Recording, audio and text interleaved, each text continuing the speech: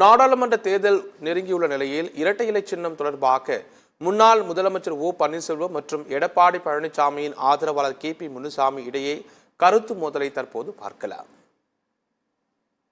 தேர்தலை பொறுத்தவரை நாடாளுமன்றத்திற்கான தேர்தல் இந்திய திருநாட்டை யார் ஆள வேண்டும் என்பதுதான் இந்த தேர்தலுடைய முடிவாக இருக்கும். இந்த நாடாளுமன்ற தேர்தலை பொறுத்தவரையில் இந்திய அளவில் தேசிய கட்சியாக தனிப்பார்ப்பானோடு வருகின்ற நிலைமை இன்றைக்கு இருக்கிற சூழ்நிலையை பாரதிய கட்சி மட்டுமே இருக்கிறது. நாடாளுமன்ற தேர்தலில் தேசிய கட்சியுடைய தலைமையாக இருக்கும்.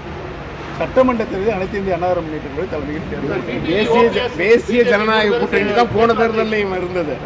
சொல்றாரு NDA கூட்டணி தான் இருந்தது. வரும் தேர்தலில் இரட்டை இலை சின்னத்தை போட்டிட்டு உறுதியாக சொல்றீங்க. எதன் அடிப்படையில் நம்பிக்கையா சொல்றீங்க? மக்கள் நம்பிக்கை வைத்திருக்கிறார்கள். அண்ணன் தர்மயுத்தம் ஆரம்பிக்கும் போது 11 MLA-கள் தான் அப்ப இரட்டை இலை சின்னம் முடக்கப்பட்டது. இப்ப கோர்ட்ல இருக்கு, சிவில் கோர்ட்ல வழக்கு இருக்கு.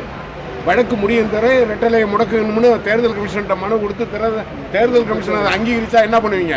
OPS அவர்கள் இரட்டை இலையில தான் நாங்க இந்த தேர்தலுக்கு போறோம் அப்படின்னு சொல்லியிருக்காரு சார். அவருடைய கூற்றுப்படி சொன்னால் 2 முறை முதலமைச்சராக இருந்தவர்.